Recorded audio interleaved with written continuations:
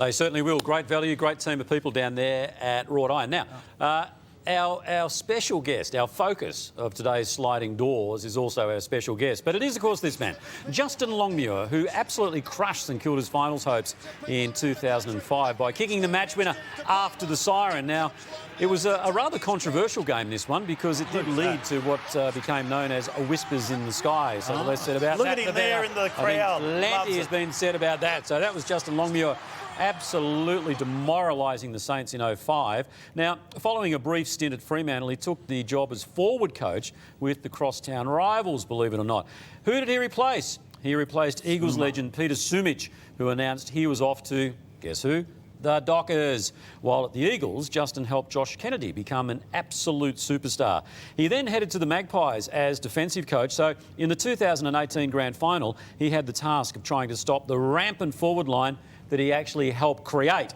Eventually, the merry-go-round has led him back to where it all started, and in 2019, he was announced as head coach of the Fremantle Dockers. It's great pleasure now. We welcome Justin Longmuir to the Sunday Footy Show. Good morning. G'day, lads. Yeah, well, thanks very much for joining us, and more importantly, well done on a crushing win yesterday. Yeah, it was a good result for the footy club yesterday. Unique circumstances. We travelled down to Gold Coast from Cairns the day of the game, so I thought the players approached it really well, and it was fantastic to finally hit the scoreboard a bit more often and come away with the win. Justin, we'll have a look at the stats board from yesterday. It was a demolition by you guys. It was a magnificent performance. Just owned the game. 52 inside 50s to 35.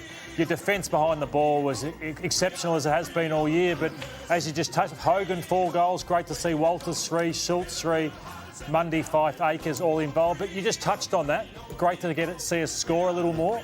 Is that something that just evolved? You've been working on it throughout the year, or was it the opposition in a sense that gave you a few more looks at it? It was a bit of both, to be honest, Matty.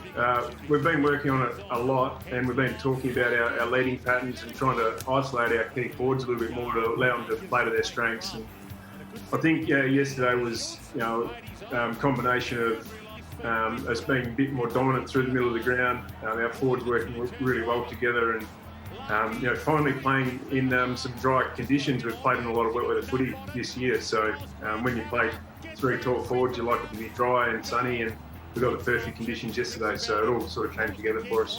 Justin, did you expect Luke Ryan to be the intercept marking champion and getting the ball running out of the back end the way he is at the moment? Because he has had some breakout season.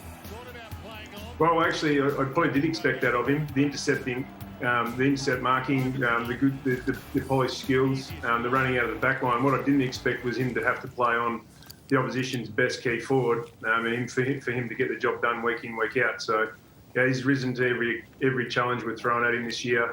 He's formed a really good partnership with Brendan Cox over the last month, and yeah, it's great to see those two improving together.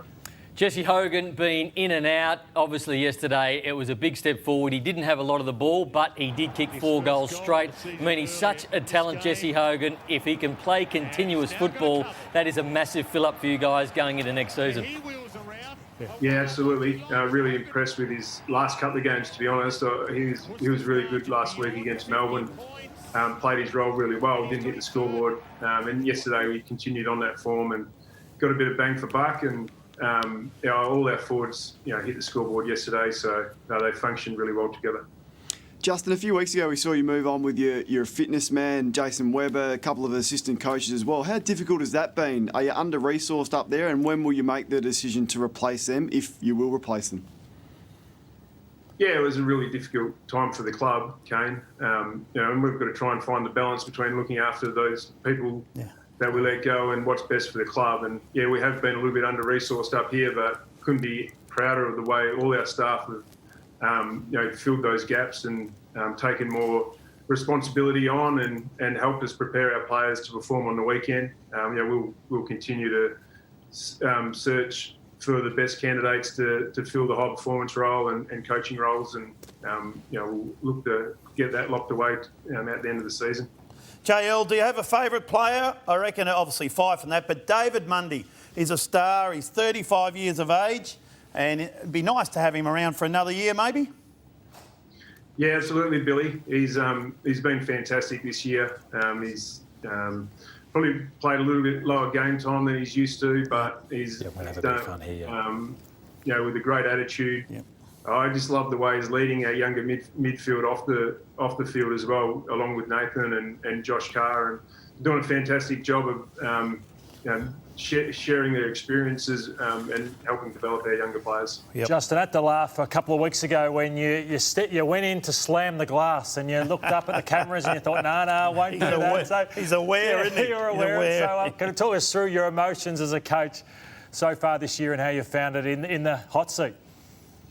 Yeah, well, usually I'm not an overly emotional guy, and my wife has actually been a little bit surprised with my antics in the box at times. I mean, that Richmond game, we put ourselves in a really good opportunity at three-quarter time to come over the top of them. We were playing really good footy, and it was just slipping away from us at that period of time. And lucky I caught myself, because breaking the front of the coach's box wouldn't have gone down too well. We love your passion for the job and what you're doing, Justin. It's been sensational. And just to the votes, yesterday it was a domination by your team. As I said, great to see. Fife gets the 8 votes, Mundy 8.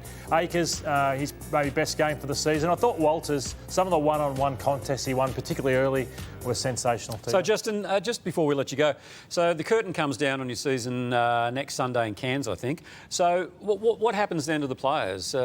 Is the expectation is they all go back to WA, or are they just left to their own devices up there, or what?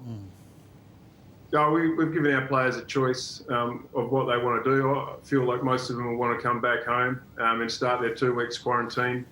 And I mean, things are back to normal back in WA pretty much. So we'll get them all back home, get them started on their off-season programs, and let them have a bit of downtime. All right, we can have a bit of downtime for the rest of the day, presumably. So thank you for allowing us to cut into it somewhat, Justin. No worries. Thanks for having me on, lads. Justin Longmuir joining us there from the Fremantle Dockers, on the right path.